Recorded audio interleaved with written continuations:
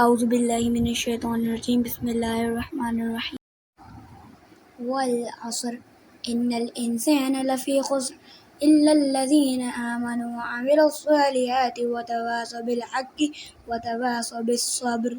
صدق اللہ العظیم۔ شروع اللہ کے نام سے جو بڑا مہربان اور نہایت رحم والا ہے۔ قسم ہے ڈھلتے زمانے کی، انسان نقصان اٹھائے گا یعنی سزا پائے گا، مگر جو ایمان لائیں گے، نیک کام کریں گے اور آپس میں ایک دوسرے کو سچ بولنے اور تحمل و محنت کرنے کی تلقین کرتے رہیں گے، بچ جائیں گے۔ By time, indeed, mankind is in loss, except for those who have believed and done righteous deeds, and advise each other to truth, and advise each other to patience. کہ عربی زبان میں زمانے کے لیے عصر کا لفظ بھی ہے، دہر کا لفظ بھی ہے، اور عجیب حسن اتفاق یہ ہے کہ دونوں کے حوالے سے سورتیں موجود ہیں، سورۃ العصر جس پر ہم اس وقت غور کر رہے ہیں، اور سورۃ الدہر هل اتى على الانسان حين من الدهر لم يكن شيئا مذكورا۔ یہ دہر اور عصر کے درمیان فرق کیا ہے؟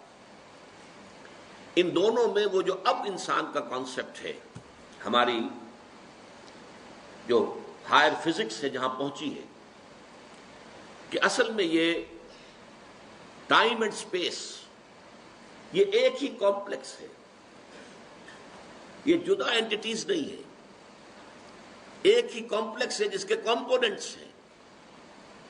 جیسے مثلا یہ سپیس ہے جو آپ کے سامنے ہے، یہ 3 ڈائمینشنل کانسیپٹ ہے اس کا۔ کوئی شے اتنی لمبی، اتنی چوڑی، اتنی اونچی یا گہری، یہ 3 ڈائمینشنز ہیں۔ Time is the 4th dimension of the space, اور کہا یہ جاتا ہے کہ جیسے یہ تینوں ڈائمینشنز جو ہیں، اب یہ اوپر جا کر آپ دیکھ رہے ہیں کہ یہ مل رہی ہیں لکیریں، لمبائی والی آ گئی، چوڑائی والی آ گئی، اونچائی والی آ گئی، اور یہ تینوں لکیریں جو ہیں یہ ایک دوسرے پر زاویہ قائمہ بنا رہی ہیں، رائٹ اینگلز، تینوں ایک دوسرے پر۔ وہ کہتے ہیں کہ یہ جو ٹائم ایلیمنٹ ہے یہ بھی زاویہ قائمہ بناتا ہے ان تینوں کے ساتھ، اور ممکن نہیں ہے، یہ ہمارے کانسیپٹ میں ممکن ہی نہیں ہے۔ کوئی لائن کا آپ تصور کر سکتے ہیں؟ تو 2 کے ساتھ زاویہ قائمہ ہوگا تو، اور تیسری کے ساتھ وہ جو اسٹریٹ لائن بن جائے گی، 180 کا زاویہ ہوگا۔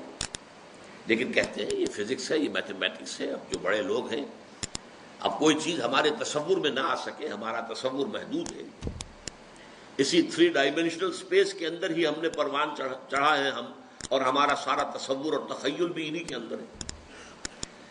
تو سپیس اینڈ ٹائم کمپلیکس کے اندر عصر میں زیادہ زور اور ایمفیسس جو ہے وہ ٹائم کی طرف ہے، اور دہر میں سپیس کی طرف ہے، لیکن ان دونوں کے اندر ٹائم اینڈ سپیس کمپلیکس دونوں کا تصور موجود ہے۔ اس کو فلسفے میں کہا جاتا ہے، ایک ہے ایبسولوٹ ٹائم یا پیور ڈیوریشن، جس میں کوئی مرور نہیں ہے، جس میں ماضی، حال، مستقبل نہیں ہے، زمانے کے گزرنے کا کوئی تصور نہیں ہے۔ ایک ہے سیریل ٹائم، وہ زمانہ جو گزر رہا ہے، کل تھا پھر آج آ گئی ہے، کل تھی اور آج آ گئے، آج ہے اور پھر کل جو ہے ایک اور کل آ جائے گی۔ اسی طریقے سے سیریل ٹائم اور ایبسولوٹ ٹائم۔ عصر تیزی سے گزرنے والا زمانہ گواہ ہے، قسم ہے اس زمانے کی جو تیزی سے گزر رہا ہے، والعصر۔ اس میں اگر آپ کو یاد ہو، میں نے میٹرک کے زمانے میں سام آف لائف ایک نظم جو ہے انگریزی زبان کی بڑی عمدہ نظم ہے، اس کا ایک سٹینزا آپ کو سنا رہا ہوں۔ Art is long and time is fleeting, and our hearts though stout and brave, still like muffled drums are beating funeral marches to the grave. Art is long، فن ہو، علم ہو، یہ بہت طویل کام ہے، اس میں مہارت حاصل کرنا آسان کام نہیں ہے، اور وقت گزر رہا ہے تیزی کے ساتھ، ٹائم از فلیٹنگ، دوڑ رہا ہے، بھاگ رہا ہے۔ And our hearts though stout and brave, اور اگرچہ ہمارے دل بڑے مضبوط ہیں، کوئی اس میں خرابی نہیں ہے، کوئی انجائنا نہیں ہے، کچھ نہیں ہے، still like muffled drums are beating. اس کے باوجود جیسے کہ کہیں کوئی فوجی جرنیل جو ہے اس کی میت جب چلتی ہے گاڑی پر تو اس کے ساتھ ساتھ ڈرم ہوتا ہے. ڈرم کی بیٹنگ ہو رہی ہے، ڈھول بج رہا ہے، اور ڈرم کی ہر بیٹنگ کے ساتھ اس کے ساتھ چلنے والے، مارچ کرنے والے جو فوجی ہیں ان کے قدم اٹھ رہے ہیں.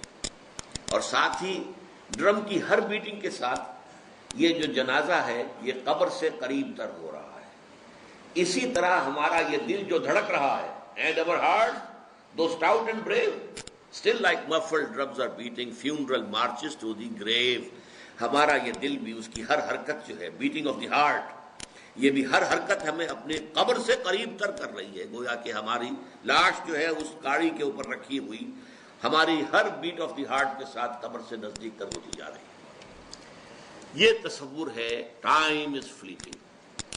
تو والعصر، یہ تیزی سے گزرنے والا زمانہ اس پر شاہد ہے. عربی زبان میں اعصار کہتے ہیں جھکڑ، بہت تیز آندھی چل رہی ہے. اسی طریقے سے عصر کا وقت وہ ہے جبکہ اب دن تیزی کے ساتھ ختم ہو رہا ہے. آج کل تو آپ کو معلوم ہے بجلی کی ایجاد کے بعد سے رات دیر میں شروع ہوتی ہے، لیکن اس سے پہلے جبکہ بجلی ابھی ایجاد نہیں ہوئی تھی تو رات کو غروب شمس کے ساتھ رات شروع ہو جاتی تھی. اور عصر کے بعد سے پھر یہ کہ حسل اینڈ بسل ہوتی تھی کہ اب لپیٹو اور سمیٹو مال. کسی نے اگر کوئی اپنی دکان جو ہے سڑک کے اوپر لگائی ہوئی ہے، کہیں راستے کے اندر کسی نے کوئی سامان اپنا پھیلایا ہوا ہے، کوئی مرچنڈائز اس کا ہے، اب وہ لپیٹتا ہے، گھر جانے کی خبر کرتا ہے. وہ عصر جو ہے، وہ زمانہ، یہ ہے در حقیقت جو تصور دیا گیا ہے. اور اس میں گواہی کس پہلو سے ہے؟ پہلی بات تو یہ نوٹ کیجئے، قرآن مجید میں جو قسمیں آتی ہیں تو ہم تو قسم کھاتے ہیں کس اعتبار سے؟ کسی عظیم شے کی قسم کھائیں گے، اللہ کی قسم، قرآن کی قسم وغیرہ. لیکن یہ کہ ظاہر بات ہے اللہ تعالیٰ سے عظیم تر تو شے کوئی ہے نہیں. اللہ جب قسم کھاتا ہے تو اس میں عظمت کا پہلو نہیں ہوتا. ہمارے ہاں مفسرین نے اس معاملے میں خام خواہ محنتیں کی ہیں. والتین والزیتون، انجیر اور زیتون پر قسمیں کھائی گئی ہیں، تو اب اس کے حوالے سے انجیر کے خواص کیا ہیں، فوائد کیا ہیں، طبی طور پر کیا اس کے اندر جو ہے وہ مفادات ہیں، فوائد ہیں. حالانکہ یہ چیز نہیں، بنیاد جو ہے صرف شہادت. اللہ کی قسم بھی ہم جب کھاتے ہیں تو کیوں کھاتے ہیں؟ کس بات پر کھاتے ہیں؟ اپنے کسی سٹیٹمنٹ پر اللہ کی قسم کھاتے ہیں کہ میں اللہ کو گواہ کر کے کہہ رہا ہوں کہ جو کچھ میں کہہ رہا ہوں یہ ٹھیک ہے، یا کسی وعدے پر اللہ کی قسم کھاتے ہیں کہ اللہ کی قسم میں تمہاری یہ بات پوری کر دوں گا. تو گویا کہ مقصود کیا ہے؟ گواہی. اللہ گواہ ہے، اللہ کو گواہ کر کے اللہ شہید بیننا و بینکم، اللہ گواہ ہے ہمارے اور تمہارے مابین. تو قرآن مجید میں جو قسمیں اللہ نے کھائی ہیں ان میں مجرد شہادت ہے پیش نظر، اس میں عظمت کا پہلو نہیں ہوتا. اس لیے کہ یہاں قسم کھانے والا عظیم ترین ہے، اس سے عظیم تر تو کوئی شے ہے نہیں. اب زمانے کی گواہی کیا ہے وہ میں آپ سے عرض کر چکا ہوں. پوری انسانی تاریخ کا جو بھی چشمدید گواہ ہے وہ زمانہ ہے. یہ زمانے کی چادر سورہ اعراف کے اندر آپ اس کو دیکھیں گے. پہلے وہ تخلیق آدم وغیرہ کا ذکر ہوا ہے، اس کے بعد قیامت کا ذکر، اور اس کے بعد جو کچھ ہونا ہے جنت والے اور دوزخ والے اور اصحاب الاعراف ان کا قصہ ہے. یہ تو گویا کہ دو انتہائیں ہو گئی، ابتدا انتہا. اس کے درمیان پھر شروع ہوتا ہے حضرت نوح کا معاملہ، حضرت ہود کا، حضرت صالح کا، حضرت لوط کا، حضرت شعیب کا، اور پھر بڑی تفصیل جو ہے حضرت موسیٰ علیہ السلام. یہ سب تاریخ ہے. یہ زمانہ ان تمام چیزوں کے تہذیب ابری چھا گئی دنیا میں، پھر ختم ہو گئی. یہ سارا عروج و زوال اس زمانے نے اپنی آنکھوں سے دیکھا ہے. یہ چشمدید گواہ ہے. بڑی بڑی عظیم سلطنتیں بنی اور پھر ٹکڑے ٹکڑے ہو کر منتشر ہو گئی، ہوا ہو گئی. اسی طریقے سے بڑے عظیم لوگ آئے دنیا کے اندر، پھر ان کا نام و نشان مٹ گیا، ان کی یاد تک جو ہے لوگوں کے ذہنوں میں نہیں رہی. اس میں کیا اصول ہیں، کیا قواعد ہیں؟ عروج ہوتا ہے تو کیوں ہوتا ہے، زوال ہوتا ہے تو کیوں ہوتا ہے؟ قرآن مجید ان سب سے بحث کرتا ہے. لیکن یہ کہ والعصر جو ہے زمانے کو گواہی کے طور پر پیش کیا جا رہا ہے. یہ زمانہ گواہ ہے کہ تمام انسان خسارے میں ہیں سوائے ان کے جو چار شرطوں کو پورا کرنے والے. اس میں جیسا کہ میں نے عرض کیا تھا پچھلی نشست میں چونکا دینے کا انداز بھی ہے، جیسے یہ وقت تیزی سے گزر رہا ہے. آپ انگریزی میں بھی کہتے ہیں catch the time by the forelock, وقت کو اس کے ماتھے کے بالوں سے پکڑ کے رکھو کیونکہ یہ تو تیزی سے چلا جائے گا. اور یہی ہمارا اصل سرمایہ ہے، اسی میں کچھ بنانا ہے، اسی میں کچھ کرنا ہے، اسی میں کچھ کمانا ہے. اس کے لیے بڑی پیاری مثال دی ہے بعض مفسرین نے. ایک صاحب نے اپنا مشاہدے کی بنیاد پر لکھا کہ میں ایک دفعہ شام کے وقت ایک بازار منڈی اس میں سے گزرا تو میں نے دیکھا ایک برف بیچنے والا بہت چیخ چیخ کر اپنے برف کو بیچنے کے لیے لوگوں کو متوجہ کر رہا تھا. اس کی حالت جو تھی وہ بڑی ڈیسپریٹ. کیوں؟ انہوں نے سوچا اس لیے کہ اس کا برف تو پانی ہو جائے گا، زیرو ہو جائے گا اگر بکا نہ. کوئی بساتی ہے، اس کا سامان ہے، نہیں بکا ہے، کوئی بات نہیں، دکان بند کرے گا، اگلے روز آئے گا، وہ سامان تو اس کے پاس ہے نا. اس کی اصل راس تو کہیں نہیں گئی، اس کا اصل سرمایہ تو محفوظ ہے. لیکن یہ برف کا تاجر جو ہے، یہ تو برف اگر بکی نہ تو پانی ہو گئی، ختم، اصل راس المال بھی گیا. انسان کی حیثیت برف کے تاجر کی ہے، اس کی زندگی کی برف گھل رہی ہے، تیزی کے ساتھ پگھل رہی ہے. جس کو کہا ہے ایک شاعر نے بہت عمدگی کے ساتھ، غافل تجھے گھڑیال یہ دیتا ہے منادی، گردون گھڑی عمر کی ایک اور گھٹا دی. عام طور پر تو ہم سمجھتے ہیں میری عمر پہلے 60 برس تھی، اب 61 ہو گئی، بڑھ گئی. بڑھی کہاں ہے، کم ہو گئی. اس لیے کہ جو بھی ٹائم اس دنیا میں ہے میرے لیے اس میں سے اب 1 سال کم ہو گیا. 1 گھنٹہ جو گزرا ہے، ایک گھڑیال بجا، 1 گھنٹہ اور، یہ 1 گھنٹہ میری زندگی میں سے کم ہو گیا ہے. غافل تجھے گھڑیال یہ دیتا ہے منادی، گردون گھڑی عمر کی ایک اور گھٹا دی. تو یہ وہ چونکا دینے کا انداز ہے. Time is fleeting, catch the time by the forelock. والعصر ان الانسان لفی خسر. اب آئیے تیسری آیت پر. یہ ہے اصل عملی اعتبار سے اس سورہ مبارکہ کا جو لب لباب ہے، جو اصل حاصل ہے. الا الذین آمنوا وعملوا الصالحات وتواصوا بالحق وتواصوا بالصبر. اس سے پہلے کہ ہم ان 4 چیزوں پر علیحدہ علیحدہ گفتگو کریں، پہلے اس جملے کو اپنے نگاہوں کے سامنے لکھ لیجئے، اپنے تخیل کے اندر. والعصر ان الانسان لفی خسر الا الذین آمنوا وعملوا الصالحات وتواصوا بالحق وتواصوا بالصبر. پہلا نتیجہ برآمد کیجئے، اس میں انسان کی کامیابی اور ناکامی کا ایک معیار ہمارے سامنے رکھا گیا. اگر یہ 4 چیزیں ہیں تو انسان کامیاب ہے. چاہے مفلس ہو، علاش ہو، دنیا میں اس کو کوئی جاننے والا نہ ہو، کوئی پہچانتا نہ ہو، اگر یہ 4 چیزیں ہیں تو وہ کامیاب ہے. اور اگر یہ چیزیں نہیں ہیں تو چاہے بادشاہ ہو، لکھ پتی ہو، کروڑ پتی ہو، چاہے بہت زبردست اونچے محل میں حویلیوں میں رہتا ہو، کچھ بھی ہو، وہ ناکام ہے.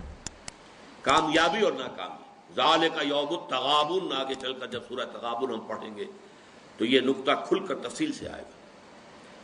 قرآن مجید کی یہ صورت ہمارے سامنے معیار رکھ رہی ہے. کامیابی کا معیار کیا ہے، ناکامی کا معیار کیا ہے. دیکھیے ہر انسان، کچھ لوگ تو ہوتے ہیں بہت ہی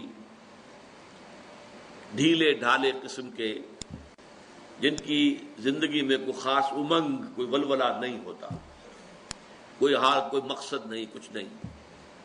گویا کہ وہ خود زندہ نہیں ہوتے بلکہ زندگی انہیں گزار رہی ہوتی ہے. لیکن اکثر لوگ جو آپ کو ملیں گے، کوئی نہ کوئی امبیشنز ہیں، کوئی مقاصد ہیں، کوئی نہ کوئی نام سامنے جو ہے.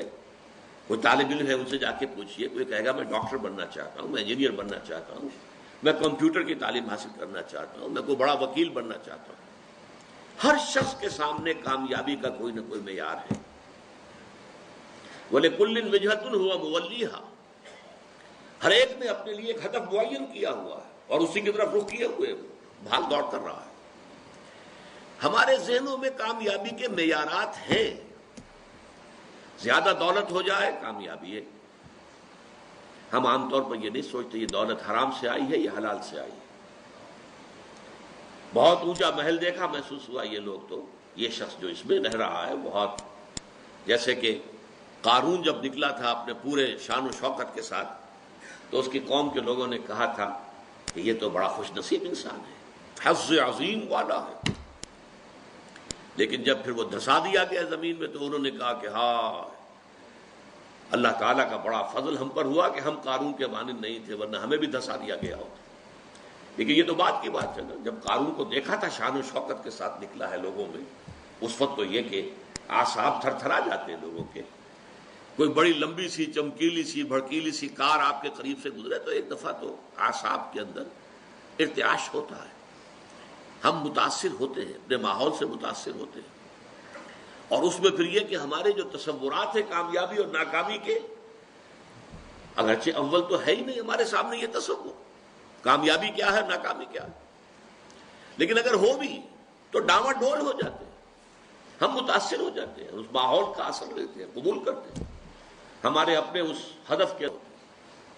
تو پہلی بات تو یہ کہ کامیابی ان چار چیزوں کے حوالے سے ہے، یہ ہے تو چاہے کوئی غریب ہے۔ حضور نے فرمایا کچھ لوگ ایسے بھی ہوتے ہیں جو کسی محفل میں بار نہیں پا سکتے، کہیں وہ سفارش نہیں کر سکتے، ان کی یہ حیثیت ہی نہیں کہ کہیں جا کر سفارش کریں، کوئی انہیں رشتہ دینے کو تیار نہیں ہوتا، غریب ہے، مفلس ہے، خلاش ہے، کوئی حیثیت نہیں ہے، لیکن اللہ کی نگاہوں میں ان کا مقام وہ ہے کہ اگر وہ کہیں بھولے سے بھی کوئی قسم کھا بیٹھے تو اللہ تعالیٰ ان کے قسم کی لاج رکھے گا۔